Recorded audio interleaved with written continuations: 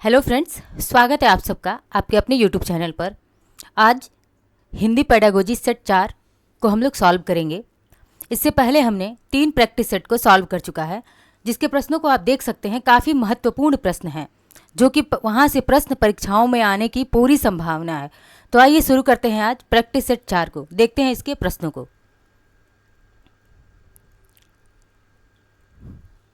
प्रश्न संख्या 1, भाषा स्वयं में है, यानी कि भाषा जो है स्वयं में क्या है भाषा। ऑप्शन 1, संप्रेषण का एकमात्र साधन है। तो भाषा क्या है? संप्रेषण का एकमात्र साधन है, या एक नियमबद्ध व्यवस्था है, या जटिल चुनौती है, या फिर ऑप्शन 4, एक विषय मात्र है। भाषा एक विषय मात्र है, या फिर भाषा एक जटिल चुनौती है कि भैया इसे कोई सीख ही नहीं सकता। एक कह रहा है, ऑप्शन 3 कह रहा है कि भाषा क्या है? एक जटिल चुनौती है जिसे सीखा ही नहीं जा सकता। नहीं, भाषा जटिल चुनौती नहीं है। भाषा एक नियमबद्ध व्यवस्था है? नहीं, भाषा एक नियमबद्ध व्यवस्था भी नहीं है। तो हमारा ऑप्शन क्या होगा? ऑप्शन 1 सही होगा कि भाषा क्या है? संप्रेषण का एकमात्र साधन है। ये संप्रेषण का, कि भाषा के माध्यम से कोई भी जीव क्या करता है, जैसे कि मानो अपनी बातों को एक मानव से दूसरी मानव तक पहुंचा सकता है, यही संप्रेषण है। आते हैं अगले प्रश्न पर। प्रश्न संख्या 2, भाषा का प्रयोग केवल पाठ्य पुस्तक में होता है, केवल मुद्रित सामग्री में होता है, जीवन के विभिन्न संदर्भों में होता है, केवल परीक्षा में होता है। तो पहली चीज़ है कि जहाँ पे केवल केवल आ जाए, ये सब क्या है? नेगेटिव वर्ड्स है, ये नेगेटिव टैग वर्ड्स हैं। और भाषा का प्रयोग है तो क्या है इसमें सबसे एप्रोप्रिएट आंसर क्या दिख रहा है? कि ऑप्शन 3, कि जीवन के विभिन्न संदर्भों में प्रयोग होता है भाषा का। यानी कि भाषा का प्रयोग कहाँ कहाँ होता है? तो जीवन के विभिन्न संदर्भों में भाषा का प्रयोग होता है। आते हैं अगले प्रश्न पर। प्रश्न संख्या 3, बच्चे अपने परिवेश से स्वयं भाषा अर्जित करते हैं। इसका निहितार्थ है कि, यानी कि प्रश्न कह रहा है कि बच्चे जो है अपने आसपास जहाँ रहते हैं उसे हम परिवेश बोलते हैं, और उस परिवेश से स्वयं भाषा अर्जित करते हैं। तो इसका निहितार्थ क्या है? ऑप्शन ए, बच्चों को समृद्ध भाषिक परिवेश उपलब्ध कराया जाए। बच्चों को केवल लक्ष्य भाषा का ही परिवेश उपलब्ध कराया जाए, मतलब कि केवल लक्ष्य भाषा जो है, लक्षित भाषा है, व्याकरणिक भाषा है, उसका ही परिवेश उपलब्ध कराया जाए। ऑप्शन 3 कह रहा है बच्चों को अत्यंत सरल भाषा का परिवेश उपलब्ध कराया जाए। ऑप्शन 4, बच्चों को बिल्कुल भी भाषा न पढ़ाई जाए। तो क्या ऐसा ऑप्शन 4 सही है कि बच्चों को बिल्कुल भाषा न पढ़ाई जाए? नहीं, अगर भाषा का ज्ञान बच्चों को नहीं होगा तो फिर वो एक दूसरे से संप्रेषण कैसे करेंगे, बातचीत कैसे करेंगे? बच्चों को अत्यंत सरल भाषा का परिवेश उपलब्ध कराया जाए, ये भी नहीं। एकदम अत्यंत सरल भाषा का परिवेश होगा तो बच्चे जब व्यावसायिकरण की ओर जाएंगे, जब व्यावसायिक शिक्षा लेंगे, तो उन्हें जो है भाषा की दिक्कत होगी।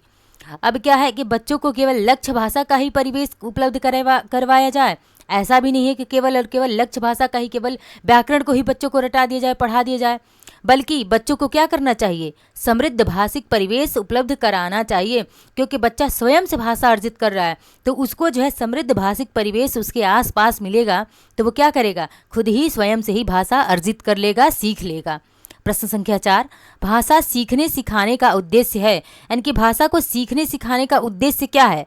ऑप्शन ए, अपनी बात कहना सीखना। ऑप्शन 2, दूसरों के बात समझना सीखना। ऑप्शन 3, अपनी बात की पुष्टि के लिए तर्क देना। या ऑप्शन 4, विभिन्न परिस्थितियों में भाषा का प्रभावी प्रयोग करना। तो भाषा सीखने और सिखाने का उद्देश्य क्या है? कि भाषा क्यों सीखी और सिखाई जाती है? तो क्या है कि अपनी बात कहना सीखना या दूसरों की बात समझना सीखना। क्यों सिखाया जाता है भाषा? तो भाषा सिखाई जाती है कि इंसान जो है दूसरों की बात क्या कर सके, समझ सके। भाषा हम क्यों सीख रहे हैं? कि हम अगर कुछ कहें तो दूसरा जो है हमारी बात को समझ सके, और दूसरा कुछ कहे हम उसकी बात क्या करें, समझ सकें। तो भाषा, इसीलिए तो भाषा सीखा और सिखाया जाता है कि दूसरों की बात समझना सीखना। आते हैं अब अगले प्रश्न पर। प्रश्न संख्या 5, एक भाषा शिक्षक के लिए सर्वाधिक महत्वपूर्ण है। एक भाषा शिक्षक के लिए क्या सर्वाधिक महत्वपूर्ण है? कि भाषा की पाठ्यपुस्तक, भाषा का आकलन। ऑप्शन 3, बच्चों को भाषा प्रयोग के अवसर उपलब्ध करवाना। या ऑप्शन 4, बच्चों की त्रुटियों के प्रति कठोर रवैया अपनाना। अगर बच्चा कोई त्रुटि कर रहा है, भाषा सीखने में कोई भी बच्चा त्रुटि कर रहा है और शिक्षक उसके प्रति कठोर रवैया अपनाएगा तो बच्चा जो है भाषा बिल्कुल भी नहीं सीख पाएगा। बच्चे का जो संज्ञानात्मक स्तर पर उसको जो है बहुत ही आघात पहुंचेगा और वो क्या करेगा, भावात्मक रूप से भी क्या हो जाएगा, वो बच्चा सीखने में असमर्थ हो जाएगा, भाषा को सीखेगा ही नहीं। उसे लगेगा कि जब मैं सीखूंगा और गलती करूंगा तो शिक्षक मुझे क्या करेंगे, फिर से डांटेंगे। ऑप्शन 3 है कि बच्चों को भाषा प्रयोग के अवसर उपलब्ध कराना चाहिए। यही हमारा क्या है, ऑप्शन राइट है।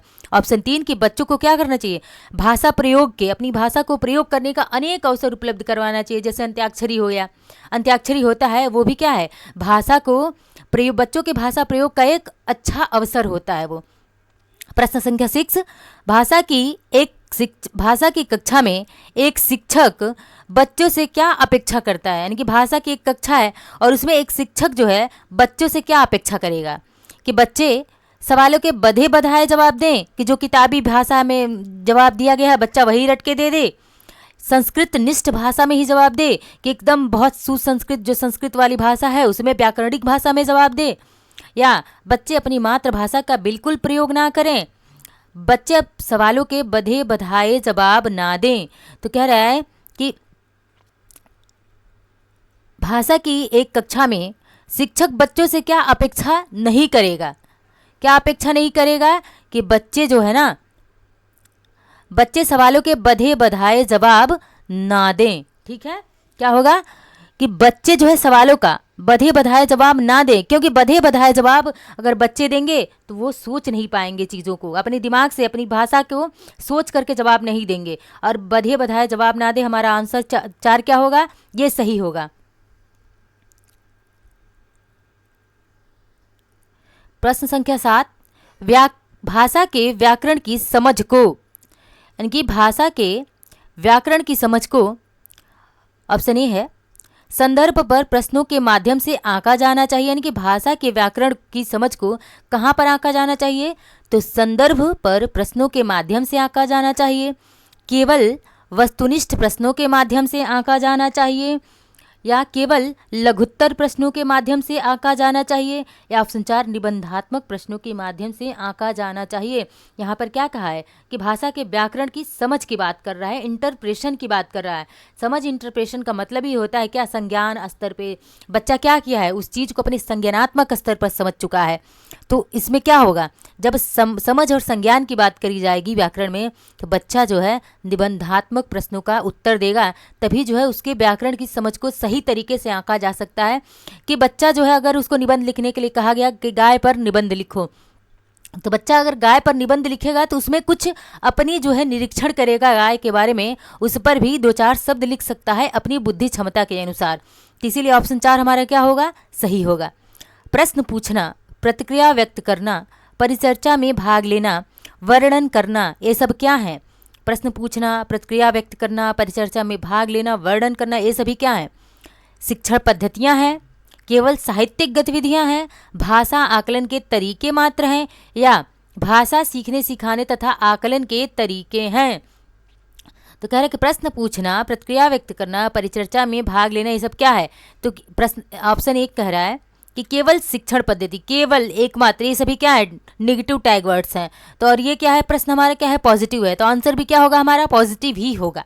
तो केवल शिक्षण पद्धति है, बिल्कुल नहीं, शिक्षण पद्धति रहता तो आंसर सही हो जाता, लेकिन यहाँ केवल दिया है। केवल साहित्यिक गतिविधियाँ हैं, केवल साहित्यिक गतिविधियाँ भी नहीं है।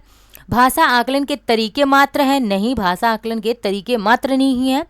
ऑप्शन 4 है कि भाषा सीखने सिखाने तथा आकलन के क्या है, तरीके हैं, ये सभी क्या है, भाषा सीखने सिखाने और आकलन के तरीके हैं। ऑप्शन 4 हमारा क्या होगा, बिल्कुल सही आंसर होगा।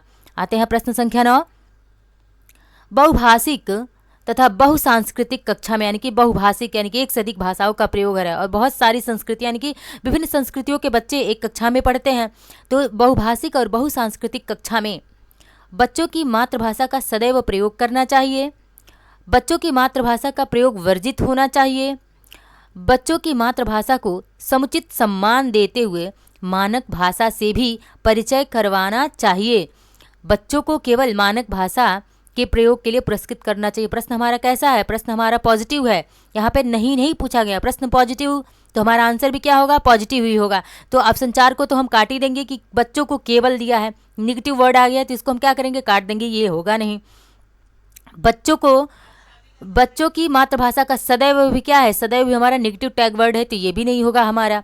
इसमें क्या है कि बच्चों की मातृभाषा का प्रयोग वर्जित, प्रश्न हमारा पॉजिटिव, वर्जना क्या है, नेगेटिव सेंटेंस है, इसलिए ये भी नहीं होगा। तो आंसर हमारा 3 होगा कि बच्चों की मातृभाषा को समुचित सम्मान देना चाहिए, उनकी जो लोकल लैंग्वेज है उसका भी सम्मान देना चाहिए, साथ ही साथ जो मानक भाषा है उस भाषा से भी बच्चों को परिचय करवाना चाहिए, ताकि बच्चे का भाषिक जो परिवेश हो अच्छा हो सके और बच्चे का भाषिक डेवलपमेंट उसका बढ़िया हो सके।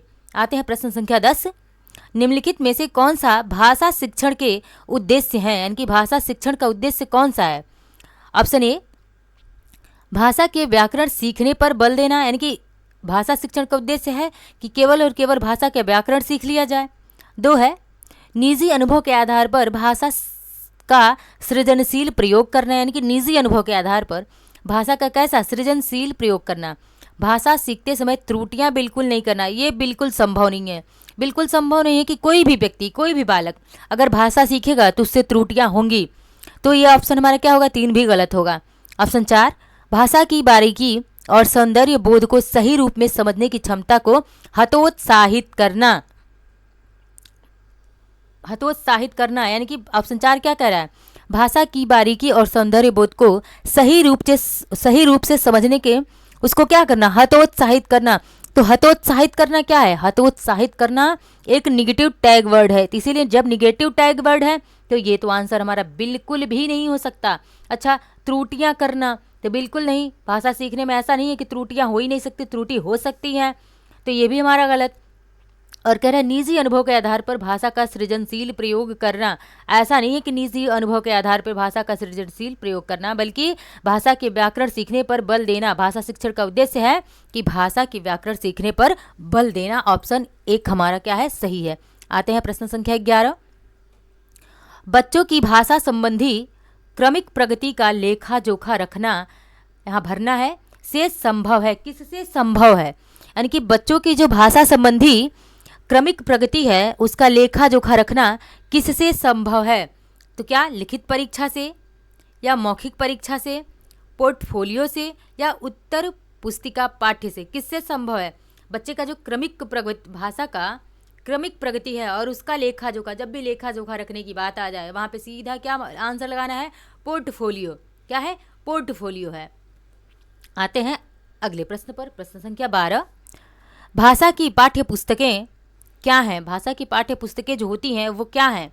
तो साधन है, ऑप्शन 2 साध्य हैं, या भाषा सीखने का एकमात्र संसाधन है, एकमात्र यहाँ पे दिया है, यानी कि नेगेटिव टैग वर्ड। प्रश्न हमारा क्या है, पॉजिटिव है, और ये ऑप्शन 3 क्या है, नेगेटिव है। एकमात्र दे दिया यहाँ पे, एकमात्र हो, एक हो, सदैव हो, ये सब क्या है, नेगेटिव टैग वर्ड है। अभ्यास परक ही होना चाहिए, यानी कि भाषा की पाठ्य पुस्तकें क्या है, तो भाषा सीखने की साधन है, क्या है, साधन है भाषा सीखने की। आते हैं अगले प्रश्न पर। प्रश्न संख्या 13 है कि बच्चों की भाषा के आकलन का सर्वाधिक प्रभावी तरीका क्या है, यानी कि बच्चों की भाषा का हमें आकलन करना है तो उसका सर्वाधिक प्रभावी तरीका पूछा है, कौन सा है। श्रुतलेख, यानी कि सुनकर लिखना, श्रुतलेख यानी अध्यापक बोल रहा है और बच्चा उस अध्यापक की बोली गई बात को सुनकर अपनी कॉपी में लिख लेता है।